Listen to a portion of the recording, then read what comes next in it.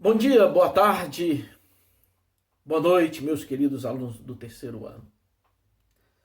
Estamos no PET 6 e vamos fazer um resumo das temáticas que serão tratadas nesse PET 6. Nesta primeira semana, nós vamos falar sobre como compreender os modos de produção através das teorias de Karl Marx e Friedrich Engels. A primeira temática, que está na primeira semana, é sobre o trabalho. Podemos definir trabalho sendo toda a atividade desenvolvida pelos seres humanos, seja ela física ou mental, da qual resultam bens e serviços. Quando pesquisamos a etimologia da palavra trabalho, descobrimos que está relacionado a tripalium, instrumento composto de 3 estacas utilizada inicialmente na agricultura e com o passar do tempo foi empregado para fins de tortura. Isso porque ao longo da história o trabalho esteve relacionado com esforço físico e cansaço. Falando em trabalho, nós vamos falar sobre modos de produção. Segundo Karl Marx, os modos de produção foram sendo moldados conforme a sociedade da época. Na antiguidade, o modelo era o modo de produção primitivo, baseando nos modos de vida do período que hoje conhecemos como pré-história. E seu objetivo era a sobrevivência do grupo. Não existia naquela época, na pré-história, propriedade privada. E as tarefas eram divididas entre todos, ou seja, não existe dominantes e nem dominados. A relação entre os integrantes dos agrupamentos humanos era de cooperação mútua. Em relação ao trabalho, cada pessoa tinha função, atividade que executava de modo a ajudar o seu grupo. Não existia uma remuneração. Esse foi o modelo de produção mais duradouro e de maior alcance geográfico. Outro modelo de produção citado pela teoria de Karl Marx e que ocorreu principalmente na América, Ásia e África foi o modelo asiático.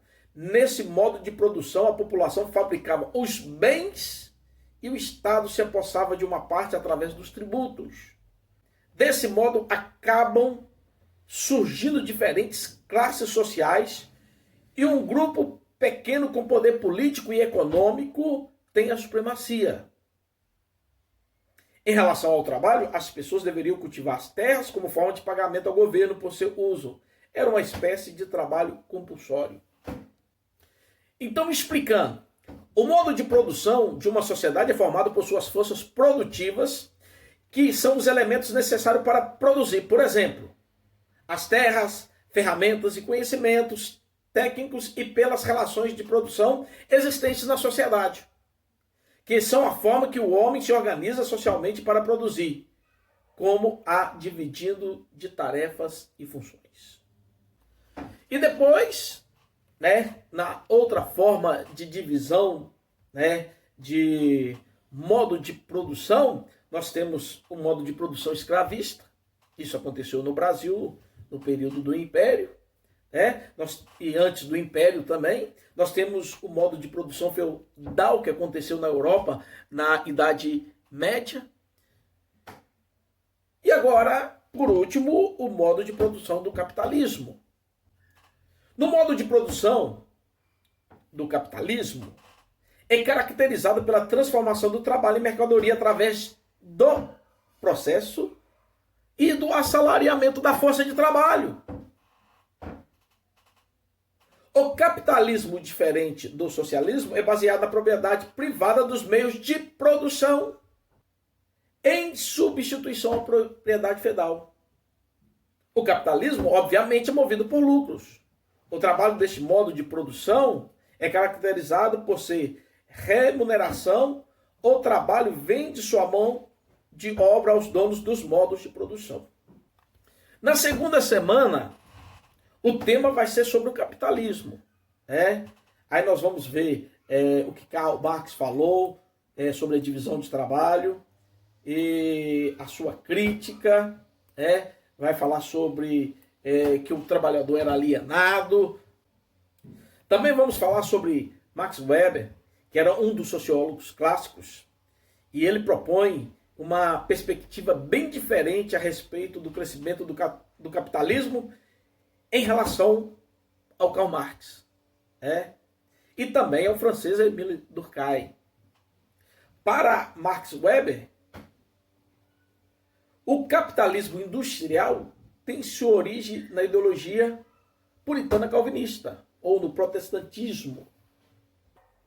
Émile Durkheim já falava sobre a divisão social do trabalho. Na terceira semana, nós vamos falar sobre racionalização do trabalho, uma nova forma de organização. Com o crescimento da industrialização e a busca por mais produção e menores custos, o que aumentaria os lucros, várias teorias foram desenvolvidas no final do século XIX e início do século XX. E para nós finalizarmos, a quarta semana vai falar sobre o trabalho no contexto da pandemia. Eu fiz um resumo bem resumido da semana 2 e da semana 3, porque, pelo que a gente vê, as pessoas veem o vídeo até 30% dele. Depois é poucos que veem mais. Então tá tudo direitinho no PET, tá certo? Tá tudo tranquilo, só lendo, e você vai conseguir fazer as atividades, E a última semana nós vamos falar sobre o trabalho nessa situação de pandemia.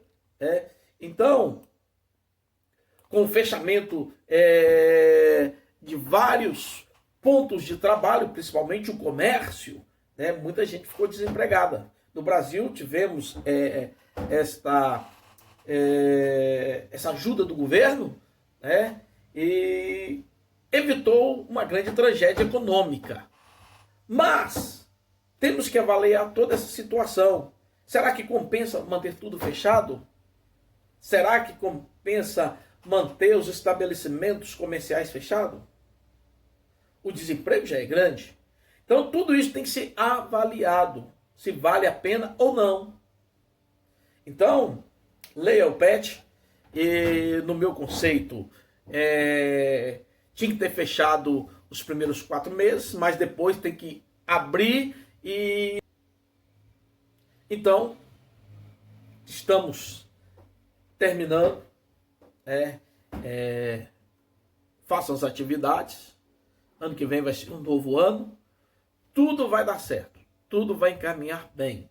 Tá certo? Eu acredito que, de forma responsável, não se pode fazer um lockdown completo, porque muita gente vai ficar em depressão na casa, muita gente vai ficar com problemas emocionais, muita gente vai perder emprego, vai passar dificuldade financeira, e o Estado, infelizmente, ele não tem condições de sustentar com seus projetos sociais por muito tempo. Tá? Depende do trabalho, depende dos meios de produção. Tudo de bom para vocês, até mais.